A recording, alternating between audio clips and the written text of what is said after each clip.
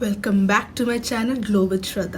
ആദ്യം തന്നെ ഞാനൊരു എപ്പോളജി ചോദിച്ചേക്കാണ്. കാരണം എനിക്കൊരു ലോങ് വീഡിയോ ആയിട്ട് ഇടാൻ പറ്റിയിട്ടില്ല. കുറച്ച് ചെറിയ ചെറിയ ഷോർട്സ് ആയിട്ടൊക്കെ ഞാൻ അവിടെ ഇവിടെയൊക്കെ ആയിട്ട് പോസ്റ്റ് ചെയ്തിട്ടുണ്ട്. എനിക്ക് ലോങ് വീഡിയോ ആയിട്ട് ഇപ്പോഴാണ് ഇടാൻ ടൈം കിട്ടിയത്. കാരണം ഞാനൊരു ട്രിപ്പിലായിരുന്നു four 7 days to Malaysia and Thailand. സത്യം പറഞ്ഞാൽ ഒരു ഹണിമൂൺ ട്രിപ്പിനായിട്ട് പ്ലാൻ ചെയ്ത് വെച്ച പ്ലേസസ് ആയിരുന്നു ഇത്. ബട്ട് അൺഫോർച്ചുനേറ്റ്ലി അപ്പോൾ ഒന്നും നടന്നില്ല. ഇപ്പോൾ അത് നടന്നു. I am very thankful to the god almighty. പിന്നെ മൈ ഹസ്ബൻഡ് പറയാതിരിക്കാൻ പറ്റത്തില്ല. ഉറുമ്പ് ശേഖരിക്കുന്നത് പോലെ കാശ് സേവ് ചെയ്ത് ഞങ്ങൾ പോയൊരു ട്രിപ്പാണ്.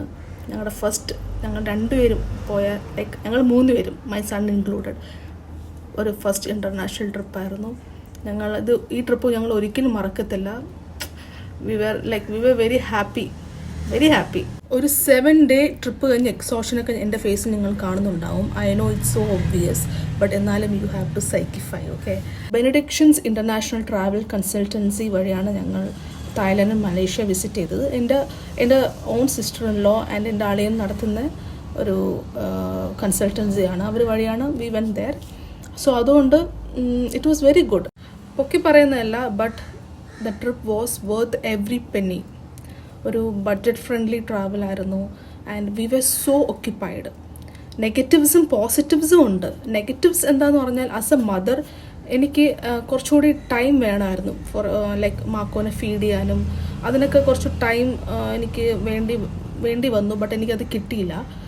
സോ പ്രോപ്പർ ഫീഡിങ് അവന് നടന്നില്ല. അതിൻ്റെ ഒരു വിഷമം മാത്രമേ ഉള്ളൂ. ബാക്കിയെല്ലാം അടിപൊളിയായിരുന്നു, ഒന്നും പറയാനില്ല. നിങ്ങൾ ഈ വീഡിയോസ് കാണുമ്പോൾ തന്നെ നിങ്ങൾക്ക് മനസ്സിലാകും എത്രത്തോളം ഞങ്ങൾ എൻജോയ് ചെയ്തെന്ന്. അവിടെ ഇൻസ്റ്റഗ്രാം പേജ് ഞാൻ താഴെ മെൻഷൻ ചെയ്യാം ഡിസ്ക്രിപ്ഷൻ ബോക്സിൽ. ജസ്റ്റ് ഒന്ന് പോയി കാണുക. ഒരു കുറേ ക്ലയൻസിൻ്റെ റിവ്യൂസ് കാണാൻ പറ്റും, കുറേ വീഡിയോസ് കാണാൻ പറ്റും. So they are fully dedicated. And എന്താ പറയുക, നമ്മൾ ഇൻവെസ്റ്റ് ചെയ്യുന്ന എല്ലാ ക്യാഷിനും വർത്ത് ആയിട്ടുള്ള ഒരു എക്സ്പീരിയൻസ് ആണ് അവർ തരുന്നത്. So please go check it out. 4 days ഞങ്ങൾ മലേഷ്യയിലുണ്ടായിരുന്നു ആൻഡ് 3 days തായ്ലൻഡിലും.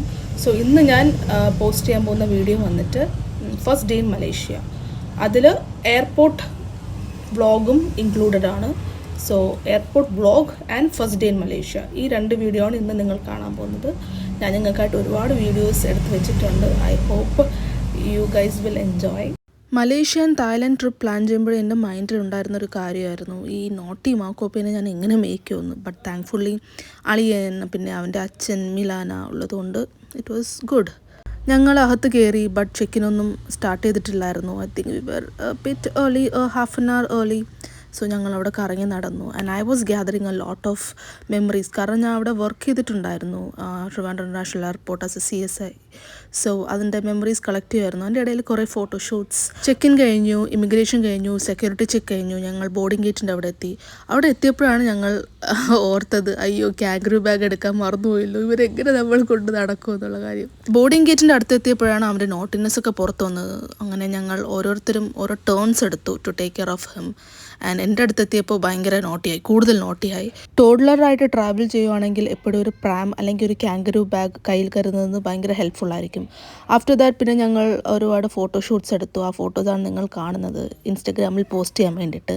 സോ മിലാനയുടെ, എൻ്റെ ഹസ്ബൻഡിൻ്റെ എല്ലാവരുടെയും ഫോട്ടോസ് എടുത്തു. ഞങ്ങൾ തകർത്തിരിക്കുമായിരുന്നു. കാരണം ഒരുപാട് ടൈം ഉണ്ടായിരുന്നു. ഫ്ലൈറ്റിൽ ബോർഡ് ചെയ്തു, സീറ്റിൽ കയറിയിരുന്നു, കംഫർട്ടബിളായിട്ടിരുന്നു. അങ്ങനെ പുറത്ത് നോക്കിയപ്പോഴാണ് ഈ കാഴ്ച കണ്ടത്. And it was so beautiful. കുറേ നേരം അങ്ങനെ നോക്കിയിരുന്നു പോയി. എനിക്ക് എൻ്റെ ഹസ്ബൻഡിനും കുറച്ച് സൈസ് ഉള്ളതുകൊണ്ട് ഞങ്ങൾക്ക് ഭയങ്കര അൺകംഫർട്ടബിളായിരുന്നു ആ സീറ്റിലിരിക്കാൻ. ബട്ട് ഫോർ ഗോഡ് സേക്ക് ഞങ്ങളുടെ നടുക്കുള്ള സീറ്റ് കാലിയായിരുന്നു. അവിടെ ആരും ഇല്ലായിരുന്നു, പാസഞ്ചേഴ്സ് ആരും ഇല്ലായിരുന്നു. സോ എങ്ങനെയൊക്കെയോ ഞങ്ങൾ കംഫർട്ടബിളായിട്ട് ഇരുന്നു. അങ്ങനെ മലേഷ്യ എത്തി. ടേക്ക് ഓഫിന് മുമ്പ് തന്നെ മാക്കോ ഉറങ്ങി. അങ്ങനെ മലേഷ്യ എത്തിയപ്പോഴാണ് ആൾ എണീറ്റത്. അങ്ങനെ എണീറ്റ ഉടനെ ഞാൻ കണ്ട ആദ്യത്തെ കാഴ്ചയാണിത്. അങ്ങനെ ഞാനൊരു ഫോട്ടോ ഒക്കെ എടുത്ത് ഇങ്ങനെ സെറ്റായിട്ട് വച്ചേക്കുന്നു. പിന്നെ നിങ്ങളെയും കൂടെ കാണിക്കാമെന്ന് വിചാരിച്ച് കുറേ ഫോട്ടോസൊക്കെ ഞാൻ എടുത്തു. ഓരോരോ പ്ലേസ് എത്തുമ്പോഴും കുറേ ഫോട്ടോസ് ഇങ്ങനെ എടുത്ത് ഇങ്ങനെ വച്ചേക്കുമായിരുന്നു. അതാണ് നിങ്ങളിപ്പോൾ കാണുന്നത്. മലേഷ്യ ലാൻഡ് ചെയ്ത ഉടനെ ഞങ്ങൾ നേരെ പോയത് ഒരു ചൈനീസ് ടെമ്പിളിലാണ്. ആ ചൈനീസ് ടെമ്പിൾ എത്തിയ ഉടനെ ആദ്യം കണ്ട കാഴ്ചയായിരുന്നു ആ കപ്പിൾസിൻ്റെ കല്യാണം view and it was very good. പിന്നെ ഞങ്ങൾ അകത്ത് കയറി ആൻഡ് ഈ ചൈനീസ് ടെമ്പിൾ വന്നിട്ട് ഞാൻ ആദ്യമായിട്ടാണ് ഒരു ചൈനീസ് ടെമ്പിൾ കയറുന്നത്. നല്ല രസമായിരുന്നു, നല്ല ഭംഗിയായിരുന്നു, നല്ല അടിപൊളി ആർക്കിടെക്ചർ ആൻഡ് കുറേ ഫോറിനേഴ്സ് ഉണ്ടായിരുന്നു. മിക്കവരും ലൈക്ക് ഫോട്ടോഷൂട്ട്സ് എടുക്കുക, പിന്നെ അങ്ങനത്തെ കുറേ പരിപാടി. പ്രാർത്ഥിക്കാൻ വന്ന 2-3 പേരുണ്ടായിരുന്നു, ബട്ട് കൂടുതലായിട്ടും ടൂറിസ്റ്റൊക്കെ ആയിരുന്നു ഉണ്ടായിരുന്നത്. അങ്ങനെ ഞങ്ങൾ പ്രാർത്ഥിക്കുന്നതിൻ്റെ ആ ഓൾട്ടറിൻ്റെ അവിടെ എത്തിയപ്പോൾ കുറേ പരിപാടി. അത് ഭയങ്കര, ഞാൻ ആദ്യമായിട്ടാണ് കാണുന്നത് ഇങ്ങനെയൊക്കെ. അത് ഭയങ്കര എക്സൈറ്റഡ് ആയിരുന്നു, ഭയങ്കര രസമായിരുന്നു അവരുടെ ഈ ഓരോ പ്രെയർ റിച്വൽസൊക്കെ കാണാൻ വേണ്ടിയിട്ട്. അവിടെ കുറച്ച് ക്രൗഡഡ് ആയിരുന്നുകൊണ്ട് പിന്നെ ഞാൻ വിചാരിച്ചു കുറച്ച് ഫോട്ടോസൊക്കെ എടുത്ത് വീഡിയോസൊക്കെ എടുത്തിട്ട് ഇവരെല്ലാം പോയി കഴിഞ്ഞിട്ട് പിന്നീട് വന്നിട്ട് അവിടുത്തെ പരിപാടിയൊക്കെ ചെയ്യാമെന്നൊക്കെ പ്ലാൻ ചെയ്തിരിക്കുകയായിരുന്നു. അങ്ങനെ കുറേ കഴിഞ്ഞപ്പോഴത്തേക്കും കുറേ ടൂറിസ്റ്റൊക്കെ കുറേ പോയി. എല്ലാവരും പോയതിന് ശേഷം ഒരു സാമ്പ്രാണീൻ്റെ കണക്കൊരു സാധനമുണ്ട്, അതെന്താണെന്ന് കറക്റ്റായിട്ട് അറിയത്തില്ല, സാമ്പ്രാണിയാണെന്നാണ് തോന്നുന്നത്. പിന്നെ കത്തിച്ച് കുടം പോലെ ഇരിക്കുന്നില്ലേ ഫ്രണ്ടിൽ, അവിടെ ചെന്ന് വെച്ചിട്ട് ഇങ്ങനെ ഈ ചൈനീസൊക്കെ പ്രാർത്ഥിക്കുന്നതിൻ്റെ കണക്ക് എന്തൊക്കെയോ പ്രാർത്ഥിച്ചു. എന്താണ് പ്രാർത്ഥിച്ചതെന്ന് കൃത്യമായിട്ടൊന്നും ഓർമ്മയില്ല. പക്ഷെ ഭയങ്കര നല്ല രസമായിരുന്നു, ഭയങ്കര ഒരു ഡിഫറെൻറ്റ് ഫീലായിരുന്നു അത്. അങ്ങനെ ഞാൻ അവിടെ നിന്നിട്ട് എൻ്റെ ഹസ്ബൻഡ് കാണിച്ചു കൊടുത്തു, ഇങ്ങനെയാണ് ചൈനീസിലെ ആൾക്കാർ പ്രാർത്ഥിക്കുന്നതെന്നുള്ളത്. ടെമ്പിളിനുള്ളിൽ കയറി, ടെമ്പിളിനുള്ളിൽ ഇതൊക്കെ ആരാന്ന് പറയത്തില്ല, ഇവരുടെ പേരെന്താന്ന് പോലും അറിയത്തില്ല. പിന്നെ ഈ സിലിണ്ടേഴ്സ് കാണുന്നില്ല, ഈ സിലിണ്ടേഴ്സ് പ്രേയേഴ്സാണ്. ഇത് എത്ര വട്ടം റൊട്ടേറ്റ് ചെയ്യുന്നു അത്ര വട്ടം നമ്മൾ പ്രെയർ ചൊല്ലുന്നു എന്നാണ് കണക്ക്. ടെമ്പിൾ ഫുൾ ചുറ്റിക്കറങ്ങി കുറേ വീഡിയോസ് ഫോട്ടോസൊക്കെ എടുത്ത് ഞങ്ങൾ താഴെ വന്നപ്പോഴാണ് ഒരു സോവനീർ ഷോപ്പ് കണ്ടത്. അവിടെ കയറിയിട്ട് കുറേ കുഞ്ഞു ബുദ്ധിസ്റ്റ് ബേസ്ഡ് സ്റ്റാച്യൂസ്. ഞാൻ ഒന്നും വാങ്ങിയില്ല, ബട്ട് എന്നാലും ഭയങ്കര ക്യൂട്ട് ആയതുകൊണ്ട് photo. We headed back to the hotel Regalia. എന്ത് അടിപൊളി ബ്യൂട്ടിഫുൾ കിടക്കാച്ചി പ്ലേസ് ആണെന്ന് അറിയാം. കുറേ നേരം ഫോട്ടോസും വീഡിയോസും എടുത്തതിന് ശേഷം ഞങ്ങൾ റൂമിലോട്ട് പോയി. ആൻഡ് ഞങ്ങളുടെ 14th floor ആയിരുന്നു. അവിടെ എത്തിയിട്ട് പുറത്ത് നോക്കിയപ്പോഴത്തേക്കുമാണ് എന്ത് കിടക്കാച്ചി സ്ഥലമാണ്. റൂമിൽ കയറി കുറച്ചൊരു റെസ്റ്റ് എടുത്തിട്ട് we headed to KL tower. ഈ KL ടവറിൻ്റെ പ്രത്യേകത എന്താണെന്ന് വെച്ചാൽ ഇറ്റ്സ് 421 meter above. അതിൻ്റെ ടോപ്പിൽ കയറിയിട്ട് അതിൻ്റെ വ്യൂ ഇസ് സോ ബ്യൂട്ടിഫുൾ. പിന്നെ ഈ ഒരു ബോക്സ്, ഇതൊരു സ്കൈ ബോക്സ് എന്നാണ് ഇതിന് പറയുന്നത്. ഇതിൻ്റെ അകത്ത് കയറിയാൽ ഇതിൻ്റെ താഴെ ഭയങ്കര ട്രാൻസ്പെറൻ്റ് ആണ്, അപ്പോൾ നമുക്ക് താഴത്തെ വ്യൂ സൂപ്പറായിട്ട് കാണാൻ പറ്റും. ഇതിന് പ്രത്യേകം പേ ചെയ്തിട്ടാണ് അതിൻ്റെ അകത്ത് കയറിയത് കേട്ടോ.